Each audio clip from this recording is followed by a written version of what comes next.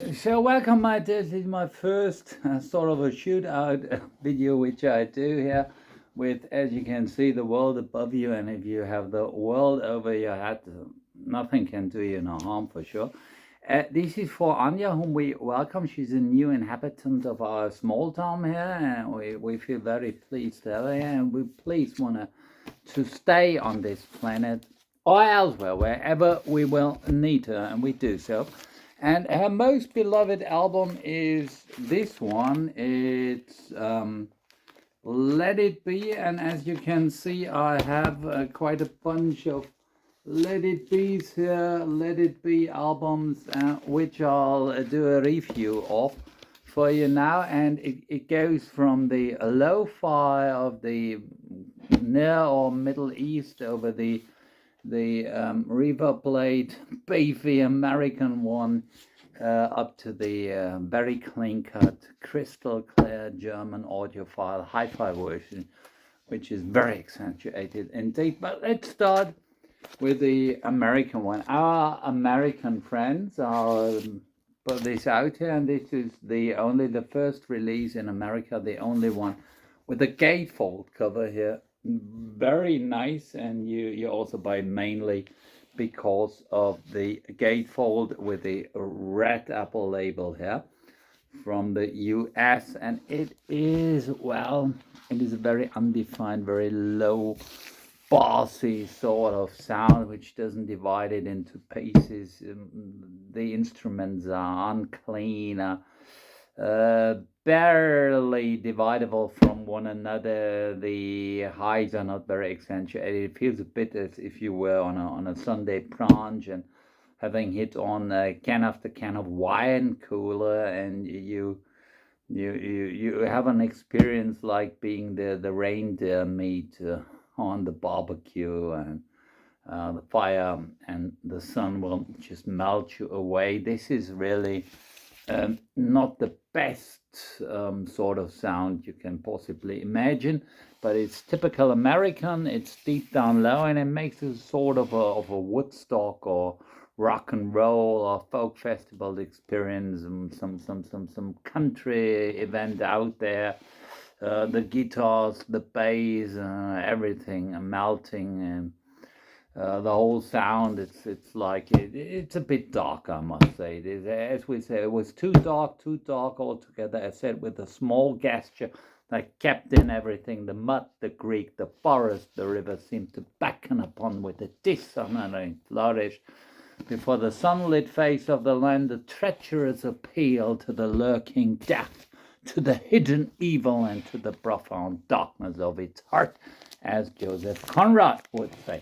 This is an Iranian pressing. It's real. There was one on the Monde label, label, Le Monde, Les Peuples, the people.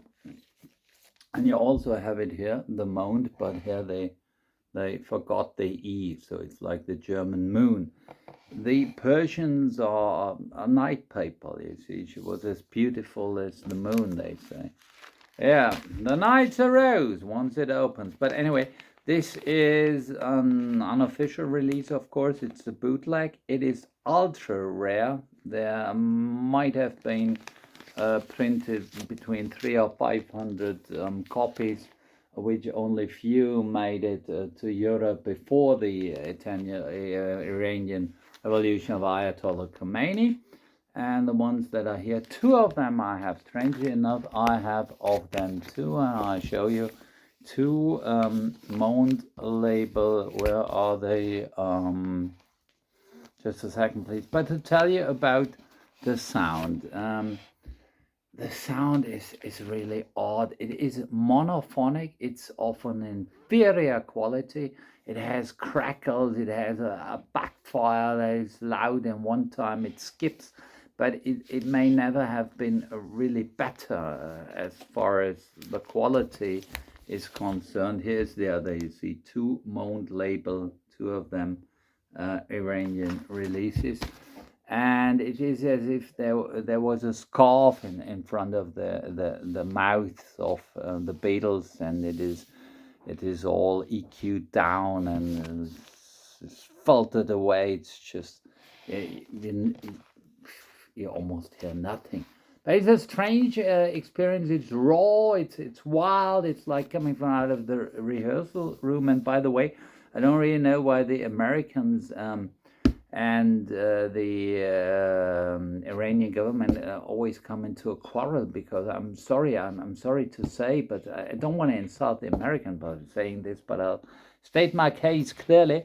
Um, it's a bit similar to the American sound. Yeah, the similarity in sound is really obvious, because it's dark, it's slow, it's muddy, it's snarling sound. It's not very defined and divided. Not so as the one you have here, by the way, which is by far not the best. It's on the, by the way, on the green label of Apple. 2012 reissue from a digital remaster of 2009. You can really feel the digital source that is put in between the master tapes and the acetate, which was cut from a digital source. I don't like this. I think it's crap. I'm sorry to say. To speak my mind clearly, this doesn't sound a thing, and you should just throw it away into the waste basket and not waste any money on it. It's not worth giving it a listen or just a dime. Not so are the early German releases. By the way, the by far best has to be, as they all suppose or say so, the first UK release, which I don't have. I never found it. You should really hunt this one down. Go for this and find it. It must be an outstanding experience. Very clear, very outbalanced, as they say, but it's also harmonic, and it has the warmth, all the warmth of the sound, which is a bit lacking on this one. This is a German release. This is very clean cut. This is typically a German. It's on a red Apple label, by the way, also. And it's one you can hear. This one is in near mint, so it's very clean. I always put this on when I really want to hear the sound of Let It Be and enjoy it. The Germans divided up the whole instruments clearly. The bass is not too overloaded. The cymbals, the hi-hat, drums are very clear. This is really, this sound is, as we say, thrown to me from afar, from a sound so as translucently clear as a cliff of crystal. Also a Joseph Conrad quotation, you see, which I do quite frequently here to describe what's going on here. There also must be Let It Be Naked, which was published in 2003 and never reissued. This is the original instruments and sound theory before they sent it over to the producer, who messed it all up and did this philharmonic sort of sound, this orchestral sound, the Phil Spector sound. Phil Spector, as you know, who was being judged for murder and was imprisoned till his death in prison.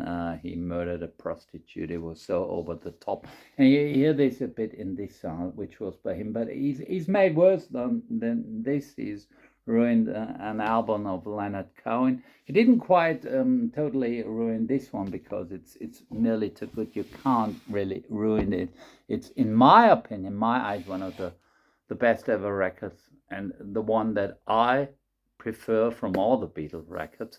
So it's worth just looking for and hunting down a real good version. Maybe the UK first, or you go for a good German one. By the way, you have Let It Be also on, which is a childhood experience, which I show you here on this one. That's on a double LP. This is the Blue album from 1977. I had this as a twin. You see, it's in blue vinyl, and this is really outstanding.